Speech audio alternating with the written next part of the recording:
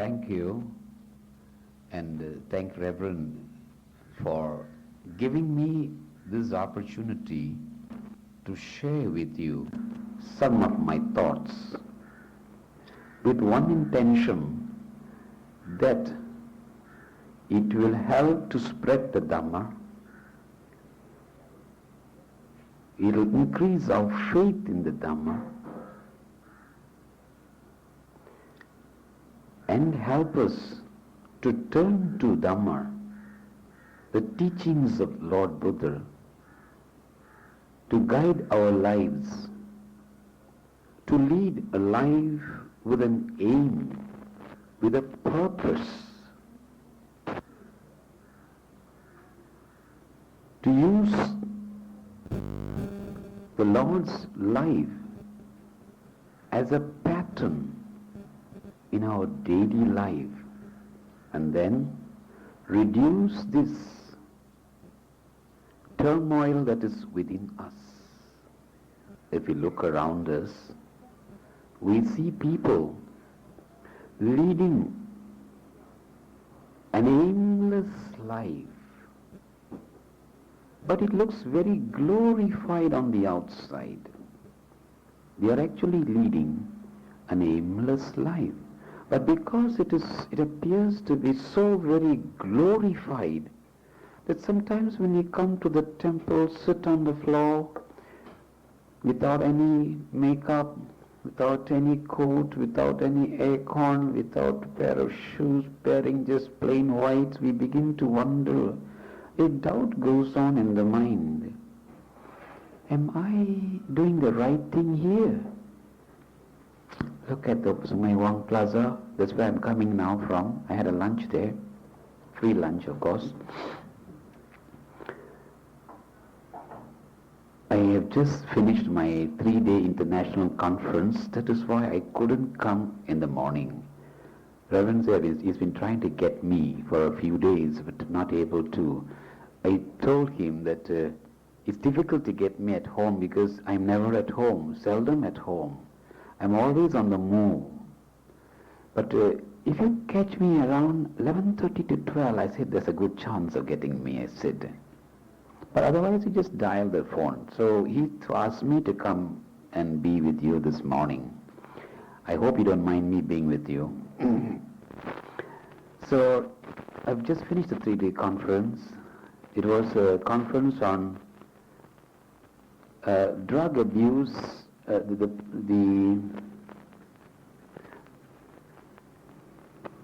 drug abuse in the world today and the prevention of it. It was organized by the UNESCO. About 20 countries took part: USA, Paris, what do you call it, England, Australia, and things like that. So my mind is just fresh. So now coming back to the point, you may ask the question, what am I doing here? Why can't I go to the billiard table there? You look around in your mind, how nice there, the billiard cue, red balls, black, pink, blue, green, brown, yellow, oh, so nice. You sit there with a glass of beer and then you poison your system with a little bit of cigarettes, a little bit. Since the poison is not enough, you add a bit more poison as well. Isn't that exciting life? Sometimes a doubt will go in our mind when we are sitting here. What I am mentioning now is the doubt. The doubt will come into the mind. And when this doubt comes into the mind, it creates what we call restlessness inside. So, though our body is here, our mind is in the snooker club, gambling. Oh gosh, if I had gone this morning, probably I would have gained some money. See, the mind is there again. So, the doubt comes in. Can I use the Buddha as my guide? Is his teaching really good? So these kinds of questions come and plague our mind. Is it really good? Is it true? Look at me, I'm only 28 people here. The whole countries, they're enjoying away. Videos after videos, they borrow snooker club, the bars here, how many people are enjoying themselves in the lake club, in the slammer club, in the indie club, and so on. But let me assure you, friend, we are thinking that people there are enjoying is not true. They are moving about, but doesn't mean they are enjoying. So we must not waste our life by sitting here and thinking about that. And then thinking, am I doing the right thing? If we are honest with ourselves, and we go to all this indie club and this club and that club, you'll find you just sit with them and talk to them for a few minutes. I go sometimes, that.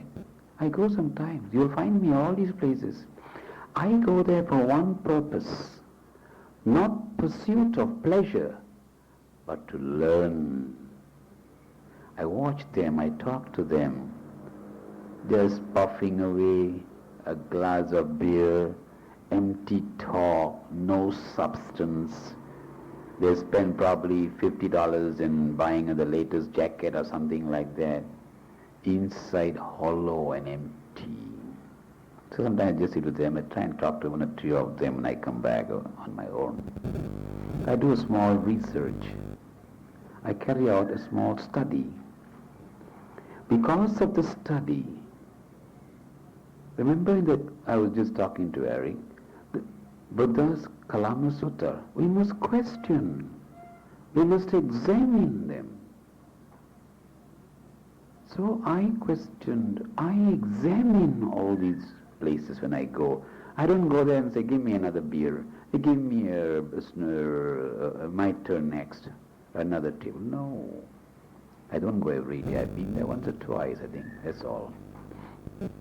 So you will find then you grow in inner strength. Then you no longer envy them. One of human weaknesses the Lord has pointed out is envy. Envy is a terrible thing. Very few of us know the dangers of envy. We are all subjected to it, all of us, including me, because sometimes we are aware of the crude one, but not aware of the subtle one. And it is the subtle one which is destroying us. The first layer is very crude, we can know immediately. But as we go on in our practice, we begin to see the subtle things. We don't see, there are subtle things there. Sometimes we may not see it. So we must never, so when we come for an 8 precept day like this one, we must say to ourselves, we are extremely fortunate, at least in this birth, to lay the foundation for a better life. Better life, not just after birth. As the Buddha said, whosoever practices my teaching will find it's sweet in the beginning, sweet in the middle, sweet in the end. That is a guarantee the Lord has given to all of us. All we have to do is to practice it and see for ourselves if that is true. So we don't have to worry about this club, about that club, and this one and that one. We must first remove that. It's only when we push that out, then we begin to enjoy this 8 precept day. Those who go through it in a robot fashion will lose a lot in the end, because it becomes purely on a physical plane, then the gain is not much. Then one will be just waiting for the 6 o'clock to close the 8 precept day. There is not much gain. The gain is very small. Therefore we must be very careful. The teachings of the Buddha is Jnana Yoga, where we have to question, examine, reason. As my hermit friend puts it, exhaust the intellect, he said. Exhaust it. If you take to the path of the Buddha, which is Jnana Yoga, you have to use your mind. And as we use, we grow in strength. Not in physical strength, but in inner strength. We grow. Then our 8 precept day here is a great benefit to us. We begin the next week with renewed vigor, renewed strength. We have built up our inner strength to face the challenges of the next week. Because everywhere there are challenges, there are problems. And unless we are strong, we are going to be losers. None of us want to be losers. So, we turn to the teachings of the Buddha. And the Buddha's teaching has to be done in a very meaningful way. This is something I find lacking in many, many places. At the conference I just went to, there was this US lady from USA. She's a professional counselor for 18 years. She is also with the police department in Dallas. She comes from Dallas actually. I bought a book from her. So she said, Lingam, she was quite pally. That's the American style. She wrote something there. I didn't realize it then because I was very busy. I was not merely attending the conference. I was also making arrangements on the other side, taking down things, doing taping work, and helping them out. That was why I was very busy. When I went back, I read the book. Oh, you're such a positive man. She forgot. She is terribly positive. Everybody was envying her. So dynamic, so positive, all going. See? So such positivism within us will come if we can only bring a small amount of the teachings of Lord Buddha in our daily life. We don't have to envy somebody else. We too can have that. Probably if she had asked me, Lingam, what is it that makes you face the challenges of life with a smile on your face? I will tell her in simple words.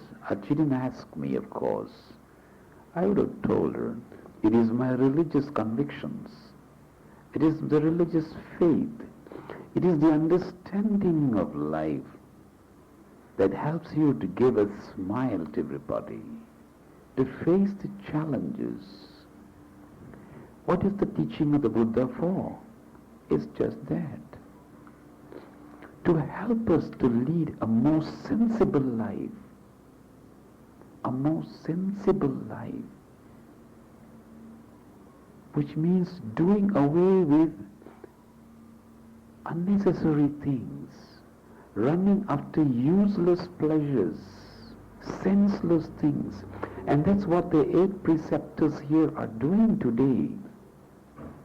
They're trying to exercise greater and greater self-control over their 5 senses. The eye, the ear, the nose, the mouth, the sense of touch. Not to forget the mind. So during the 8 precept day, we are trying to control the mind, to prevent the senses from craving for things outside itself. We try and bring about a very simple living and focusing the mind on the Buddha's teaching, trying to reflect on the teachings of the Buddha and see, is it right? Did the Buddha speak correctly? Is the Buddha's advice correct? Remember the Buddha said in the Kalama Sutta, even if your teacher tells you, you must not just swallow it. You must first find out what kind of a teacher is he? What is his character? What are his attitudes? What is his lifestyle? Is he capable of giving the best? Is he giving the best? Is that the best? You see, I am a man given to questioning. I must be very honest with you. By listening to me, you would know that I am given to questioning. Right? So he says that. Then as we begin to do, if we can take one of the things that he gives, as I mentioned just now, envy, which is a negative force in us, which is destroying us day by day, a little at a time, gnawing at our peace of mind, gnawing at our happiness, gnawing at our joy. We don't realize what is causing it. This inner enemy is a cause. All of us, no exception to this rule, except those who have gone beyond. So, take his teaching, practice it in our daily life. Try and see to what extent we can rid ourselves from this and see if Monday is a better day than last Friday. Has it brought greater comfort to me? Question yourself. Has it brought greater comfort to me? Has it helped me to handle my day's problem in the office, at home, in my neighborhood, at my temple, with my friend? You see, we must examine. You are spending 24 hours here. That's what I learned from Eric. You're spending time here. Is it bringing that benefit to me? As the Buddha pointed out, in some religions, they say, you do this, and then there is a place reserved for you, R-E-S-E-R-V-E-D, they put reserved, write your name, Eric, and we'll leave it there. So after that, you go and take that thing there. But in Buddhism, no. Here itself you see your reward. You need not wait. You need not wait at all. You get your rewards right here. That is one of the basic principles which the Buddha taught us. We need not wait for after death to see our returns. Most of us are aware of the economic principle. When we spend something, we want a reward. We often ask the question, what is my benefit, sir? What is my gain? The same thing the lady told the son Rahula when she said, go and ask your father for your inheritance. I'm sure you're aware of that. Go and ask your father for your inheritance. You see? Similarly here, what are we going to inherit by practicing the Buddha's teaching? Is it good enough? Or do you think it's time all of us should change to another religion? Do you think so? Or we must ask the questions. What have I gained? You have to reflect. So once we go along this line of thinking, you will find that you have to thank Eric a lot. That man has got ideas. You see, and I am happy that he is able to share his ideas. So we find that 8 Precept Day is a fantastic day. A day of great joy. A day when we make great inner progress. Maybe afterwards when I go out, I don't think I would have 5 cents more in my pocket than when I entered the temple. Same money. So somebody may tell me, Mr. Lingam, what are you doing? Why do you want to go so far? Why do you want to go so far? Wasting your money talking to these people. Why don't you do some agency, M.W.A.V.E. or M.Y. or whatever it is? Right? Because they have not done the thinking. So here, we must examine ourselves. True, I haven't gained 5 cents from my coming here. But our pursuit in coming here is not to increase our money in our pockets. No. The pursuit of wisdom. Panya, is that right? The pursuit of wisdom. And the pursuit of wisdom requires a kind of discipline. Without that discipline, we cannot get at wisdom. Just examine the sacrifices the Lord Buddha did before he came into this wisdom. So we cannot say it is such a simple feat. It is not. So similarly, we may not go back with 5 cents extra in our pocket, but we go with greater understanding. More problems will sort out. Remember, some of the problems, time is the medicine. Time alone solves a great wound. Time alone solves the wounds. The very presence of being together in a group like this, warm towards one another, you don't have to worry about office politics, social politics, neighborhood politics, traffic jams. That itself is a joy, like a flower blooming within you. That is, again, so we must know the yardstick of measure. What is the yardstick of measure? If I sell you a durian for $5, if I had bought it at the source for $1, having taken away $2 for incidental expenses, my profit is $2, right?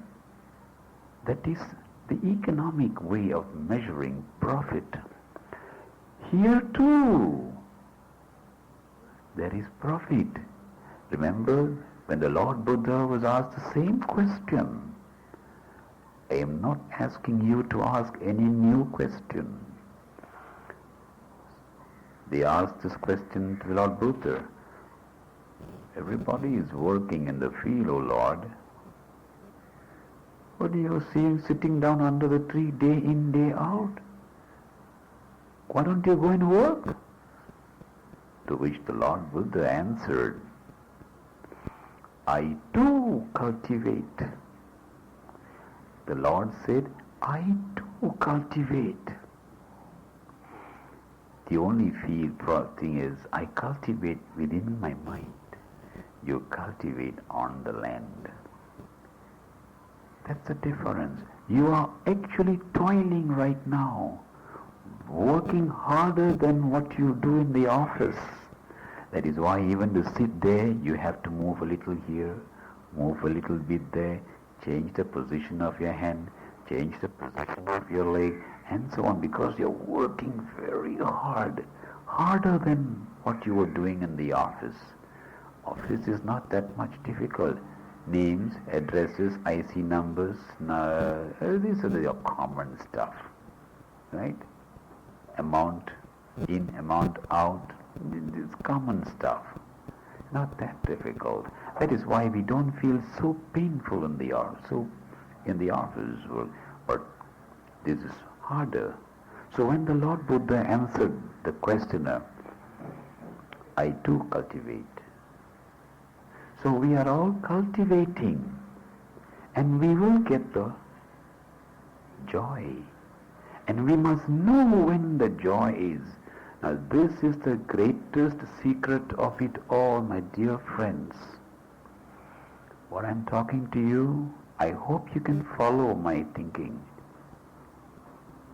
Unless you know, or unless we know, let me include myself, we will give up our practices over a period of time. And then we stop our cultivation, and down we go like the parachute. That is what has happened to so many Buddhists. They say it's not interesting, it's not exciting, it's not thrilling, no profit. No, it's not true. That person doesn't know how to measure his inner success. He does not know how to measure his inner success. That's what he throws his disciplines away. He says goodbye to Buddha, goodbye to the teachings of Buddha. He goes away. Very soon he comes down. Sometimes he gets a chance to come up again. Quite often, no, it's the end. So, he loses this life. It's a worthless living after that. The Buddha has said, we must use our birth to make as much spiritual progress as possible in one lifetime. Or to put it another way, cultivate good qualities within ourselves. People may say, what is this good quality? Nothing. Because they don't know this one, they speak like that. Therefore, again we must have that wisdom. Again we must have the wisdom to defend our principle. This was one of the main things that lady spoke at the conference yesterday, the author, the USA lady. Oh, she was a fantastic speaker. I was the chairman of the session. So at the end of the session, I gave my commentaries. Some of the chairman didn't bother to give a commentary, but I'm used to it. So I braved and I gave my commentary. She gave on the same principle. She touched on the topic where people have no courage to defend their principle. I repeat, why do you waste your time in Central Temple? What's all this guys, you're wasting your youth. Huh? Immediately we must be on guard. Remember what the Judson Milarepa said? The mind is forever on its guard. So we must be very careful. These are temptations which some of our friends throw to us, criticisms, and then there comes one person, yeah, I think I'm wasting my time. No, you are not wasting your time. That is what I am trying to tell to you. So the same thing this lady said at the conference. She has written a book all on that. How to defend your principles. Because we don't know how to defend our principles, we become prey of other religious teachers. We laugh at our temples, we laugh at this, and we give up everything, and we start going down the ladder. So please, then first, therefore, I'll recapitulate the points. We must be in a position to defend our practices, our principles. Otherwise, the gain that we have will be lost. Will be lost. Instead of going further and further up, bringing greater and greater success in our inner development, we stop it and sometimes descend. So we must be ever guardful of this mind. In Buddhism we call it be mindful at all times. Be mindful. So we have to be mindful at all times. So we are not wasting time here. We are making a great effort here. Slowing down sense gratification for the pursuit of spiritual growth. So that is what we must say. Should someone come up and say, why are you wasting your time? So that is very, very important. So our practice here is a worthy thing. But only thing, the next point I've already explained, it must be done in a meaningful way, with knowledge and understanding as to what we are doing. Sometimes the progress is very slow, but there is something. Even if we can stop the mind from going wild, we have gained something. There is some gain there. There is a step forward, because most people have a problem handling their mind, their emotions, right? And therefore they are not able to handle themselves. They are not able because they have no knowledge. So during our time here, we reflect and find how we can handle these also. So it is again, you see, it is not a time when we gather here to frit away the time. It is not an idling session. No, it is certainly not. It is not an idling session, but intense activity in the mind. Intense. It is not just an idling session. So only when we know, then we can make the best use of the time that we are here. So similarly, when a friend asked me just now, I said, why do you go there? He doesn't know what I am coming for. It is also an opportunity for me to be away from sense gratification. There you are. I am also with you. I also stop this sense gratification, running after material things all the time, aimlessly. So at least for the 1 hour here, I am free from that. Next, it gives me a chance to recall the teachings of the Noble One. Again I gain. And what did the Lord Buddha say? The gift of truth excels all other gifts.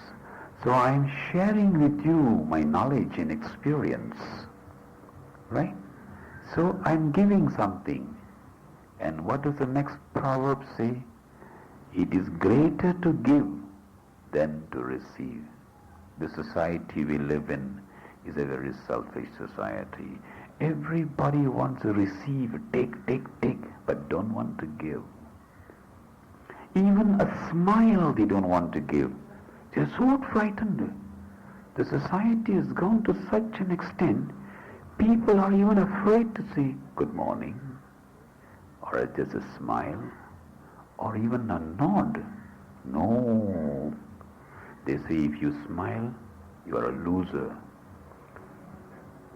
Don't smile.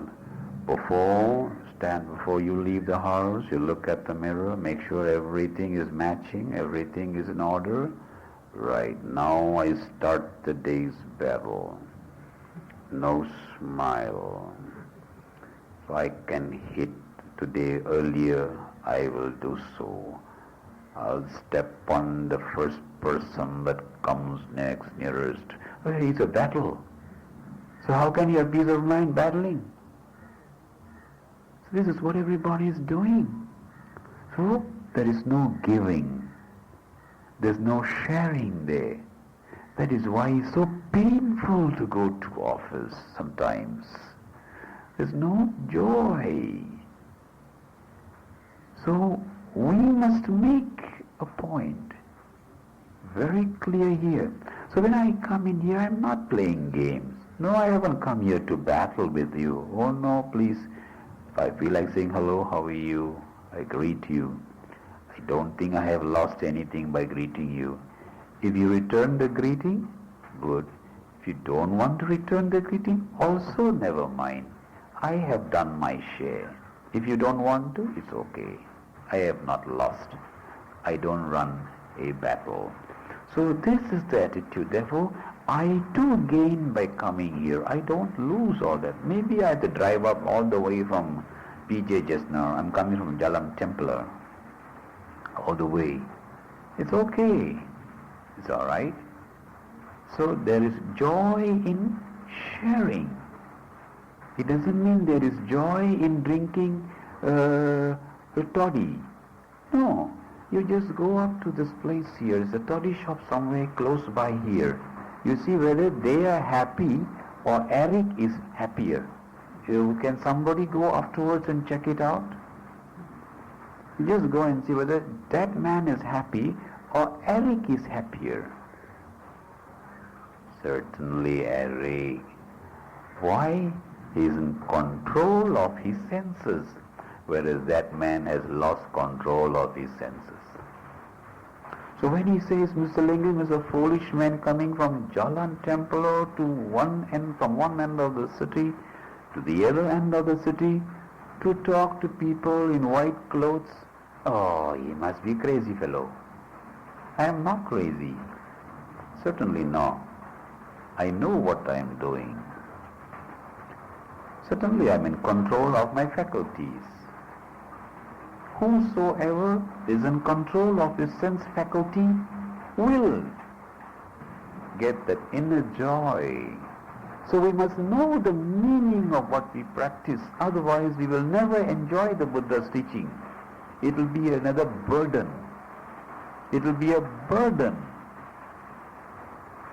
The emphasis is the understanding. That's what you say, right understanding. No point repeating right understanding, right concentration, right mind. No, valueless. We have to find out what is right understanding. Only that will give that strength and the conviction. Of course it takes a long time. I don't say it's easy. I have been on this practice for almost 18 years now. It's slow going, but I have never given it up. It's slow, but I grow every day. Although it's 18 years now, I have never given it up. I won't give it up. I can't give it up because I have come to realize the joys of this What joy I get from this. So similarly, all of us here present would gain and grow inwardly if we know why we are here, what we should do, how we can make the maximum gain by it. So this is what, and when our mind is calm with our practice here, we can handle tomorrow's battle better. We can handle the situations tomorrow better. Can't you see, therefore? Instead of making more mistakes, you make less mistakes. Instead of creating more enemies, you make less enemies. Instead of creating more problems, you create less problems. So like this, we must carry on investigation within our mind. That is what it is, a very slow progress. It's a very slow progress. You saw in the Buddha's lives, Jataka tales, it's a slow progress before we get control of this mind. Very slow progress. It's not easy. I don't say it's easy. But if you have a good friend to help you, certainly it helps a lot. So with this thing here, I will now pause. If there are any questions, you are welcome. From now on, I would like to hear you. I don't want to be giving or telling this thing to you. Any question, please put forward. First thing, this is a discussion. I merely start the ball rolling. Now it's your turn and set you in the mood. Help you to reflect. Help you to come up now. I hope my endeavor has been a good one. The test of it, as they say, is when you start asking and sharing your experiences. You need not ask, you can share. Right? Wrong is immaterial. I just asked them at the UNESCO conference to do this. I said, when you go back to your countries, don't wait till you get a success before you write into the organizers here to be recorded in the magazine. No. If you have tried something and it didn't work out, send that as well. And tell us what you did and it didn't work out. Then next time, the another person may not make the same mistake. Similarly, you don't have to tell what you succeeded. What you didn't achieve, also you can tell, so the next time other people will not make the same mistake. So once again, I am now waiting for you. It's open to the floor now. It's a very good question. I actually touched upon this just now. I said, somebody may laugh at you that you're wasting your time here when you can do something more profitable outside. It is actually Mara at work, trying to tempt you and take you away from what you're trying to do for your own good self. So at that moment of time, you have to defend that particular. You are doing this because you believe it will help you to grow better. Am I right? You must be doing it for a purpose. You are actually cultivating, to grow, to improve. So when a person like that comes and says like these things, you should know that person is trying to ridicule me, is trying to make fun of me, trying to undermine me so that I will stop going to the 8 preceptors day. You see, then you should be able to tell him off. Now look here, if you don't like it, don't come. But I want to go to the temple, I will go. Whether you want to come or not is not my concern. I am going. That's one example. There are many ways of replying the same thing. Or you just tell him, if you don't like, stay away, but don't dissuade me. Another way of saying this. So we must be ready. Many people don't go because of that. They're afraid of being called sissies. People don't know how to make use of the time. So people run away from it. It's not true. Does it answer your question? It's one example. You can multiply it by many times. Please. What you are saying that if we are coming here, we don't do our work very well, there's very little benefit. Well, we just found that young, some was very healthy, with that, we contribute to the statement in the state. When the body is tired, it needs a little rest. There is no harm in giving the body a rest. In fact, we do more harm when we don't give the rest to the body. So when we are resting, that means you have done hard work and the body is given a little rest. And a well-rested body will do better work. Therefore, that is not a loss. It is a sensible way of relaxing. You are not taking a sleeping pill to relax. You are not taking a glass of, a beer or something like that to relax. You didn't do anything bad to your system. You didn't take any drug or something. It's a natural process of resting the body which is tired. That is quite in order. No one can say, don't rest the body. No. That is not the fault. Have I answered the question?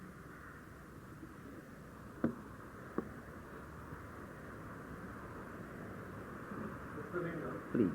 to talk about the measurement, the criteria of our own practice.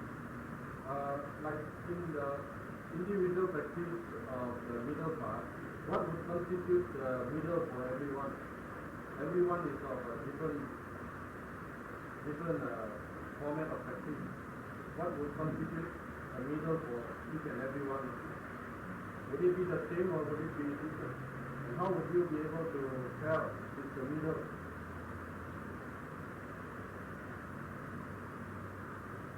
Finish?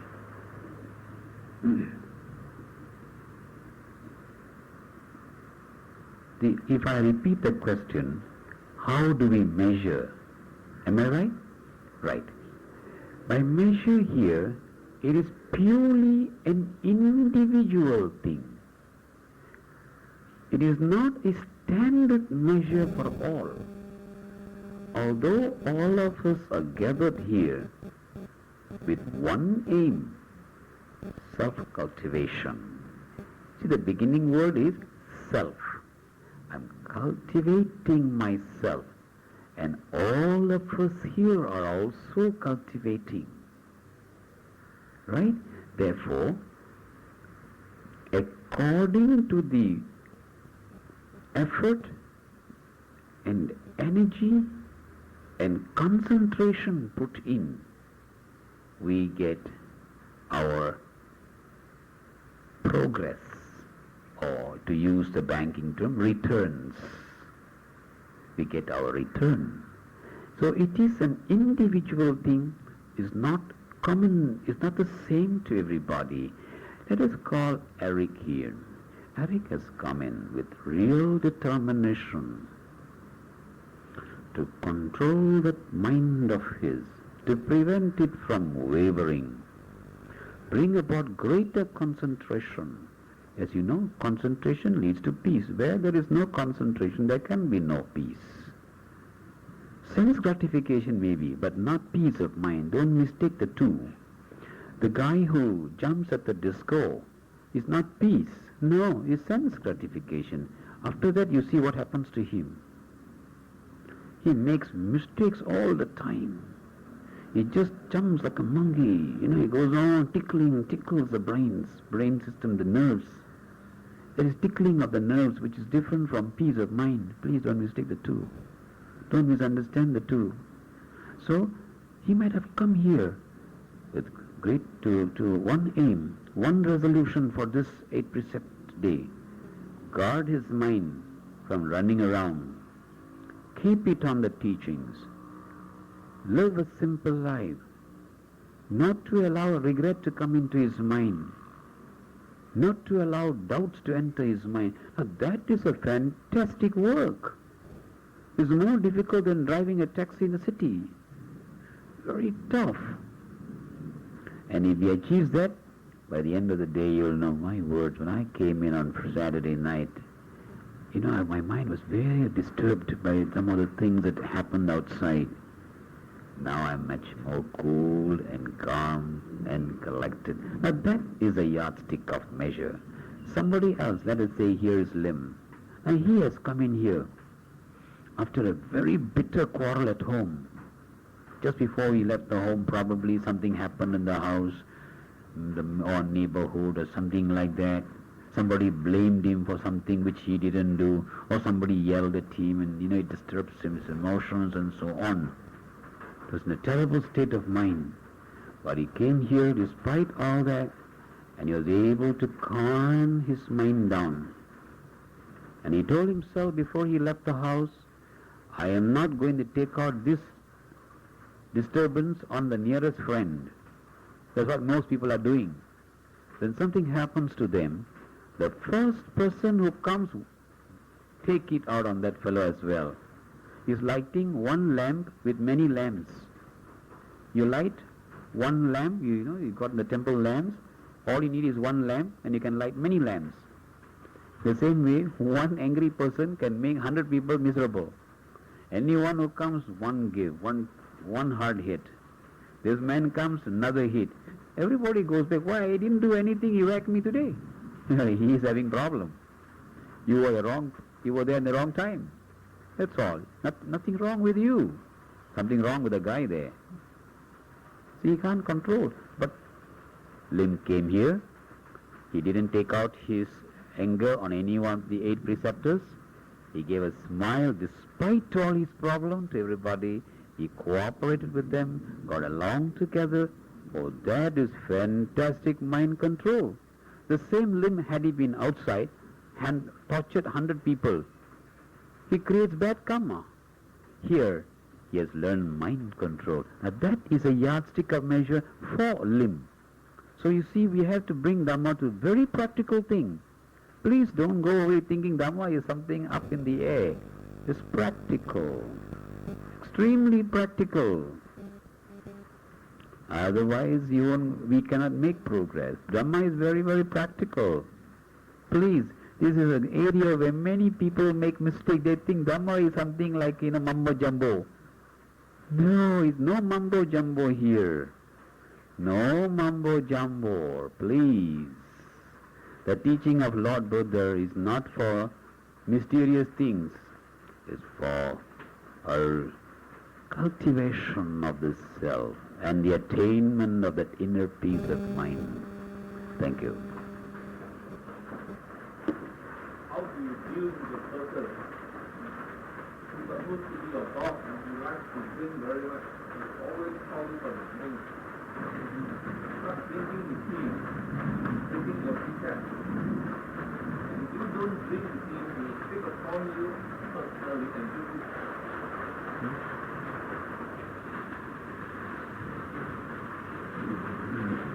As I said just now, let us first find out what is liquor.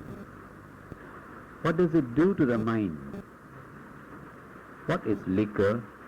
And what does it do to the mind of a person who consumes liquor? You see what he said just now? It disturbs the mind. At first it gives a calming effect, yes. Oh yeah, after one drink, Oh, yeah, so nice, so calm. After a few minutes, once this thing goes into the bloodstream and it begins to go into the brain system, then starts the problem. Then starts the problem. At the beginning, it gives you a nice feeling. It dulls the mind. It dulls the mind. It dulls the nerves. That is what they mean by nice feeling. It dulls the whole thing. It has a depressing effect. Those of you who have studied what is alcohol will know this. It dulls the thing. And then it stimulates something. You see?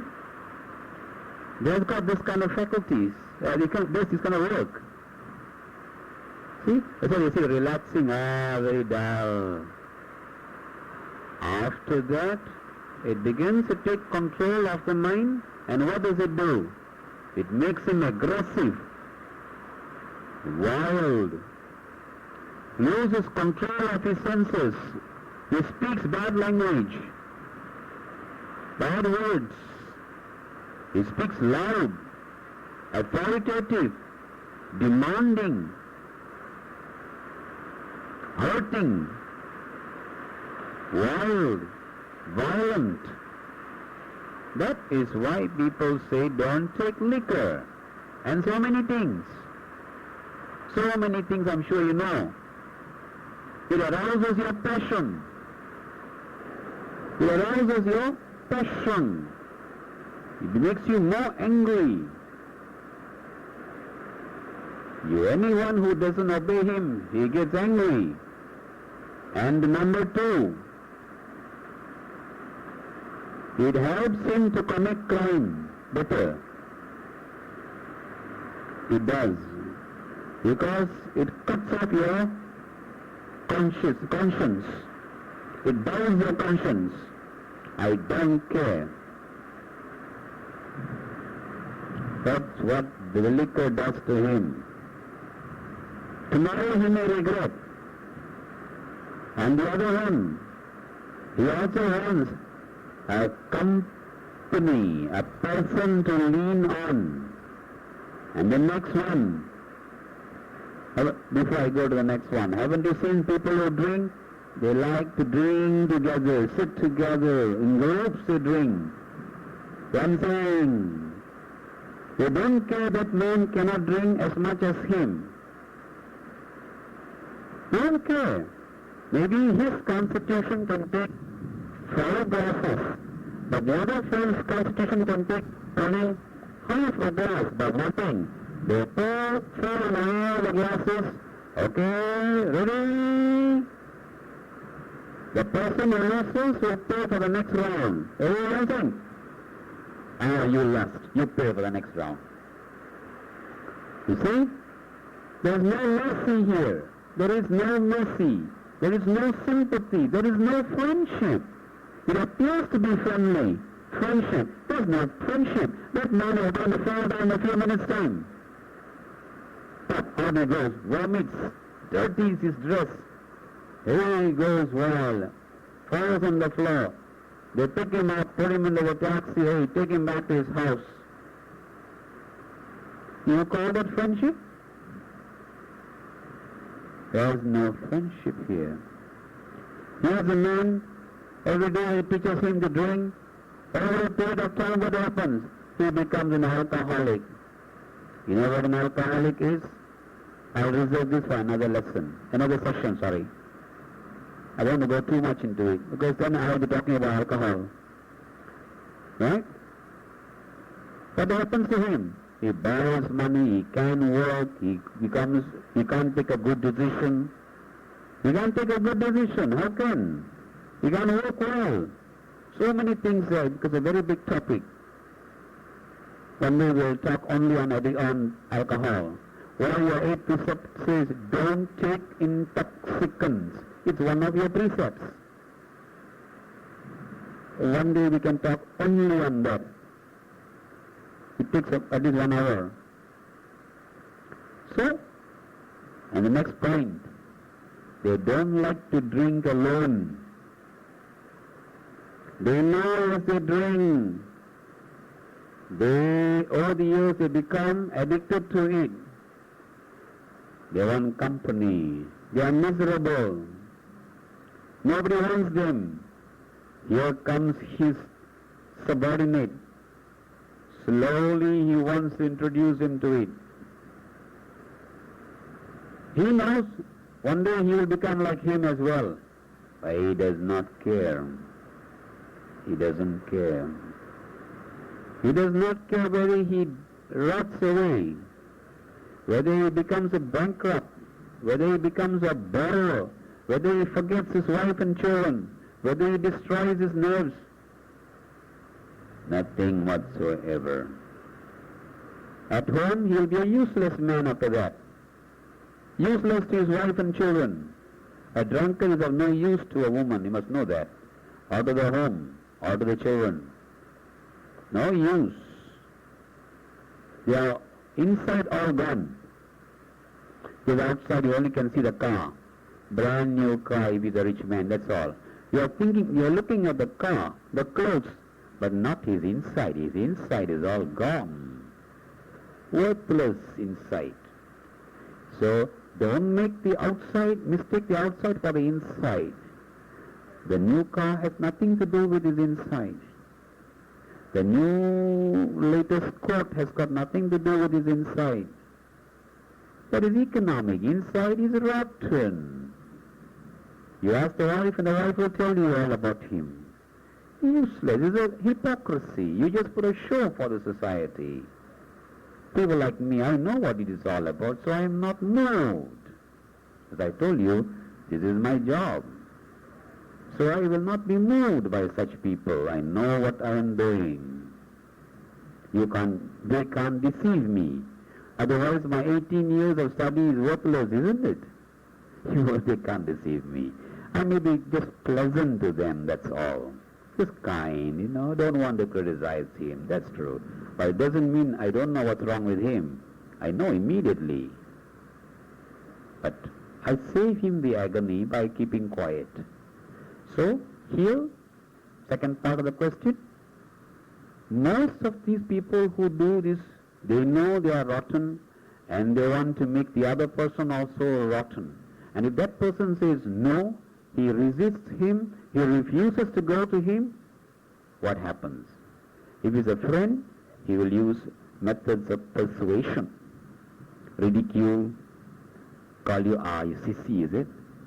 Afraid of your wife, is it? You have not grown up, have you? Not yet, is it? You are a small boy, is it? See, they taunt him. This is called pressure, peer group pressure. I have said this, so similarly, so do it in a diplomatic manner. With friends, possibly it's easier to say. But when it comes to a boss, particularly in a private organization, I think it is a difficult thing to do so. But I think we can, over a period of time, tell him that. Or you can always tell him that it doesn't help you in any way if you drink it. It will make you less hard-working or something. That it may make wrong decisions and it may affect your work, you see, and things like that. Talk to him pleasantly but firmly. And I am very sure that's the only way left for you, particularly if it is your boss. Because open clash won't help you. Open clash, no. So you have to be tactful and diplomatic and slowly tell him not so.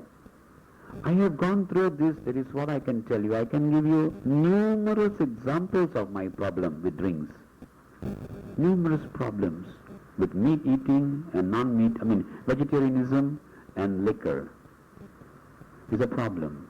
But now most people don't worry me anymore. They know before calling me, I don't take. That's all. Does that answer your question more or less? Thank you. Eric, please tell me, then only we can share. I don't want it to be one way. Then, because some of the things you ask will be for many people also. So you are helping your friends by raising a problem. It may not be your direct problem. One step. Since there are no questions, there are no doubts to clear, then if Eric will provide this incentive, Eric can probably call one or two persons to come and say how they gained by today. What did they gain by today's presence here? I think I will leave it to Eric now.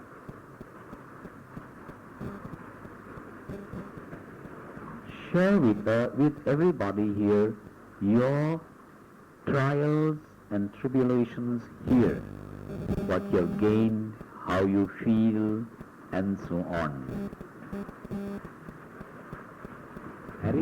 Eric will name them.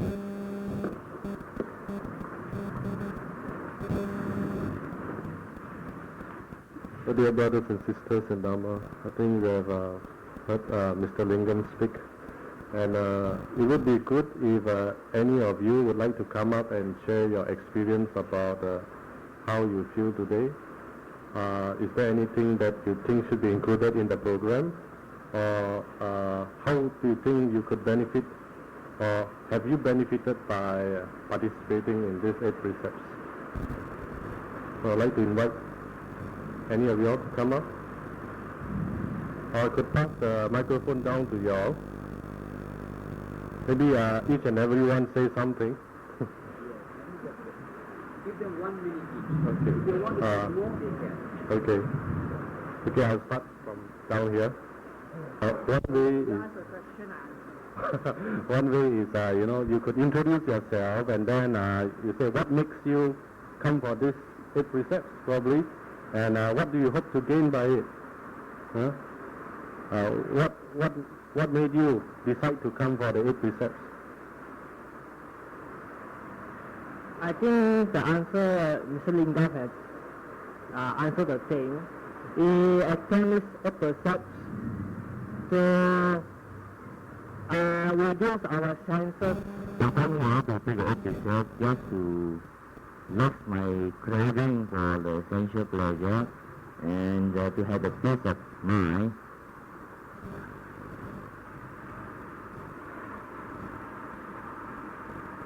Hello. Well, this is the 4th time I've taken my 8 precepts. So the very beginning, the first time I came here with no particular objective. I just come here to look and see.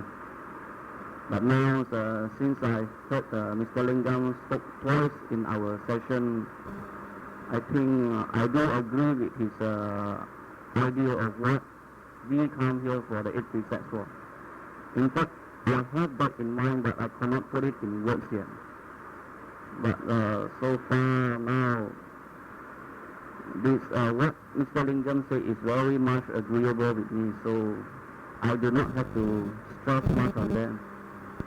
Thank you.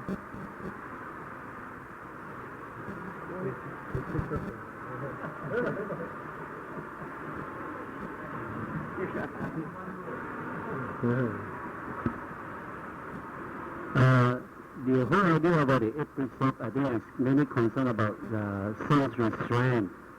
I think that's probably helped me in my spiritual cultivation, particularly on the meditation part. We used to engage in probably a TV show and good food, and we couldn't without simple facilities. I think in this way it helps us to calm down our mind.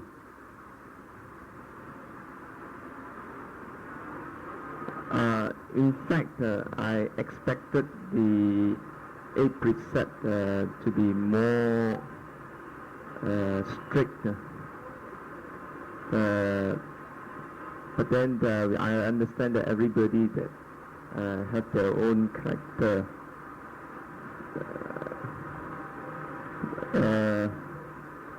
In the sense that we have to guard our speech and talk less. And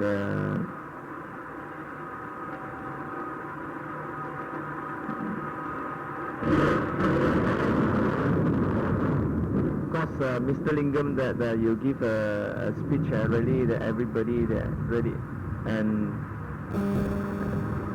very easy to understand, not so as the discourses stated as so deep, difficult to understand. Easy to understand, but very deep meaning. I do agree with you that everybody come in here to as myself, that I practice to renounce the six senses. Basically, Mr. Lingam has mentioned it just now, and that is what 8 precepts for. Good evening, everybody. My purpose of coming here to learn something, to something like self-cultivation, and then to be a good citizen. That's all I want to say. By taking it, I come to know more about Buddhism, and I hope this can help me in my daily life as well as my spiritual development. As Buddhists, we cultivate sila, samadhi, and prayer. So sila is the first factor of this level. As Buddhists, have to cultivate. It is the foundation of Buddhist practice, sila. Without sila, there is no Buddhist practice. No Buddhist practice. So the purpose of the precepts are actually sila, right? And all those precepts, whether it's 5, 8, or 227, they are all found.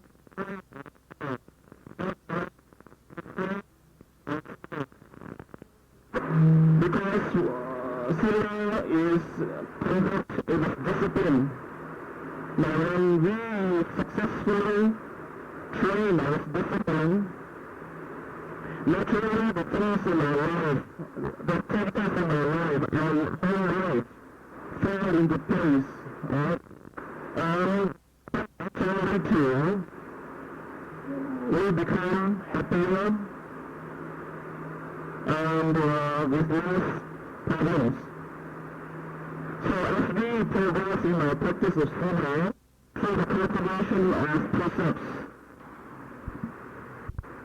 This is the third month that came for the precepts. According to what Eric said, and asked Mr. Lingam, how do I grade myself? How do I measure my, what shall I say, the earlier question? I have myself now, how I measure myself. For example, yesterday I have a problem which is nagging me. But today I found it, that I've already solved it by coming here. I've gone through a week of hard work with lots of problems in the office. And coming to this 24-hour observing the 8 precepts is a good thing for me to rest my mind, forget about the office work totally. And also I hope that there will be more speakers like you, Mr. Lingam, to give more motivational and inspirational type of talk, so that we can move ourselves up in terms of morale and all that. And then we can work better in the following week. That's all I have to say.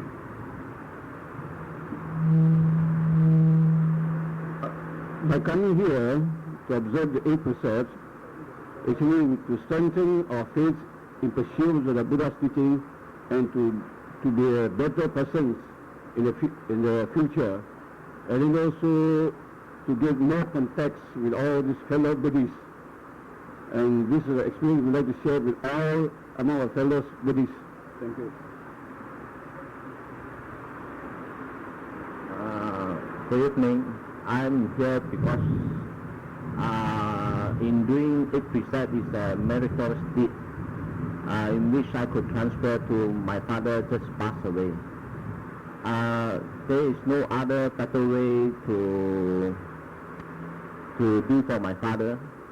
So 8 precepts is the only way. And during my father's lifetime, when he was alive, and even before he died, and even his own funeral is all taken care by himself, you see. In fact, his own graveyard he did it for himself. So as a son, I have nothing to repay back. And performing 8 precepts to give him a support to better rebirth, you see. And then on the second thing that I'm here is that I could rejoice with Eric and his W.A.V.E team, you see, in being such a meritorious deed to the community and to the friends, you know. And then, and at the same time, I get the moral support for my self-cultivation. And then finally, I'd like to comment on Mr. Lingam's speech just now regarding how to protect our Buddhist principles. You see, as a Buddhist, we should show our metta. Whenever anybody tries to ridicule us, that means our Buddhism shown to them already. It's a chance to let them to know the Dharma. So it's better that we show our metta to them and ask them to come and see. That is in the salutation of the Dharma. Ehi pasiko. And then as they are Christian brothers and sisters, or maybe the Islamic people might come and preach their religion. Actually, they are doing a very meritorious deed because they feel the pleasure, the peace. Because their religion has their way. They get certain level of peace of mind. See? They try to bring us to enjoy it, but for us as Buddhists, that's not enough. You see, I think that's all. Good evening. The last time I took the 8 precepts was 20 years ago. So this is carry on the what I left before. I took the 8 precepts to seek inner peace, and at the same time to gain more merits which I can share with my loved ones and the departed. I wish to say that I really enjoy Mr. Lingam's speech, and I hope to listen to you again. Thank you.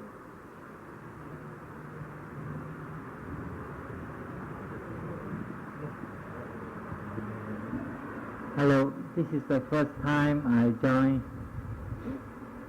these 8 precepts. I didn't expect anything, and also don't know what to expect also.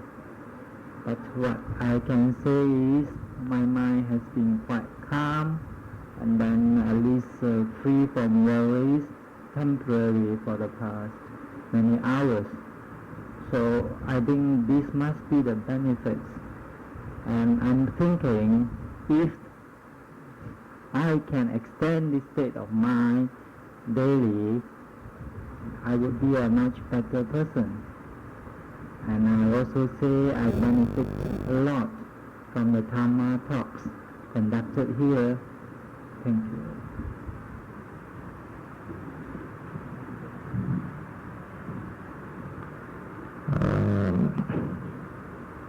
How many people can do good for the past 18 years? I haven't done any good for the past 18 days, I think so. Anyway, today's precept, I came for only one intention. That is to transfer merit to my aged mother. Okay? And also, well, to reduce my great hatred and delusion. Because outside in this world, I dare to say there is no days that I don't get angry. The drivers horn at you, you know. Customers shout their heads off. So I think only this opportunity is there for us to cultivate. And it's a very rare opportunity for working people like us. So, and I took this decision to observe the 8 precepts only on this last this past Wednesday. After looking at the board, so many people giving dana and they are doing a lot of good. So in order to justify what they have contributed, their hard-earned sweat, they go all out to contribute, to provide dana. So in order to let them acquire great merit, I have to conduct myself much more better in these precepts. So I still think, as for myself personally, still more rooms to improve. Later, in future observance of 8 precepts, I think I have to justify those to sponsor the dana. So I have to cultivate even further and much more improved than today. That is my resolution. So, thank you.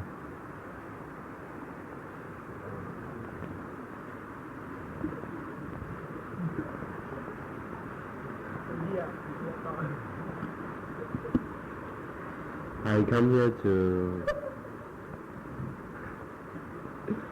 lessen my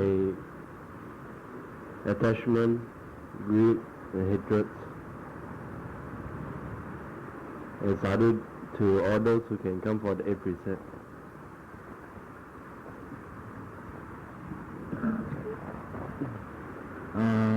So my purpose to come here is to reduce my attachment towards worldly things, and also to purify my mind. That's all.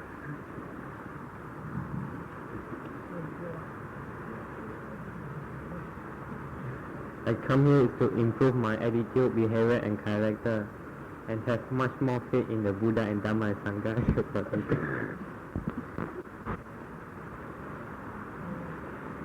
Well, it looks as though I'm the last person to express my view over these precepts. And I think all the brother and the sister in the precepts have almost spoken all the objective of the precepts and a lot on it. So I think there's not much more for me to say. I just like to take this opportunity to thank the organizer of the precept and of course the helper. And of course to you, Mr. Lingam, who has come all the way to give a speech. Sadhu to all of you. I'll just comment on one or two things which you brought it up. Now, I am very sure you felt much relieved after being able to say a few words.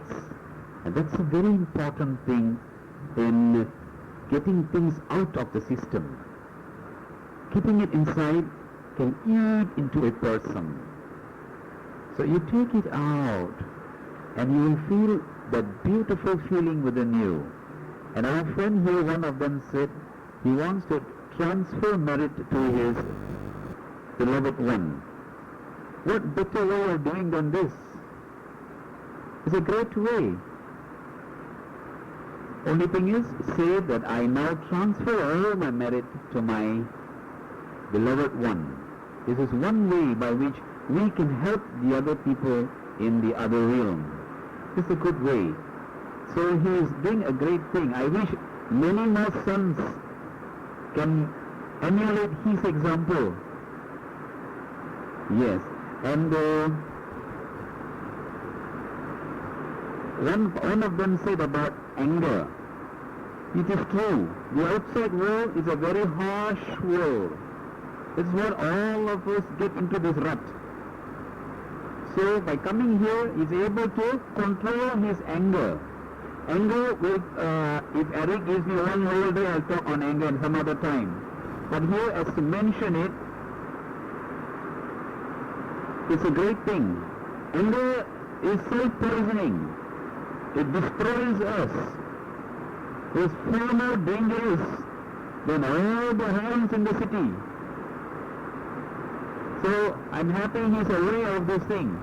And now for coming here, at least for 24 hours, if I'm right, he has kept his anger down.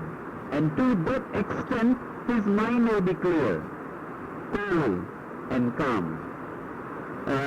And there's one young man who said that by coming here, he learns to improve his knowledge of the Dhamma, improve his attitude towards life. Very young but very clever. See that? Thank you. So always say something, not why we come here need not be, something what you enjoy, experience, benefit. So this you'll be closer to each other as well. Thank you.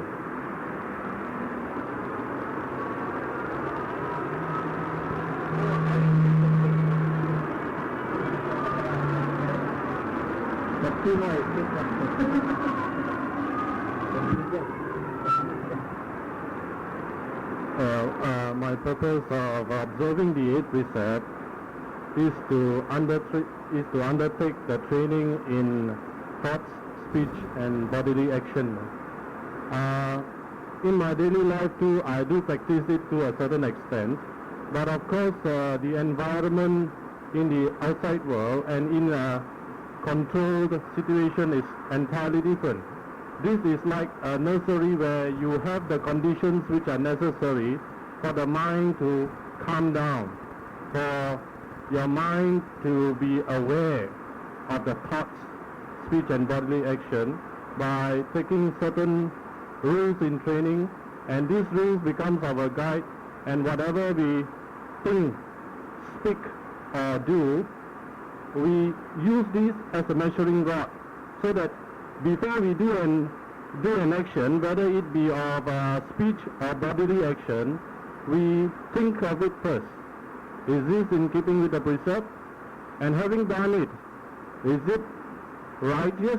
Is it to our benefit? Is it good? And having done it, we can again rejoice that we have done something not based on greed, nor hatred, nor out of ignorance. Because through acting, we have used mindfulness in our act.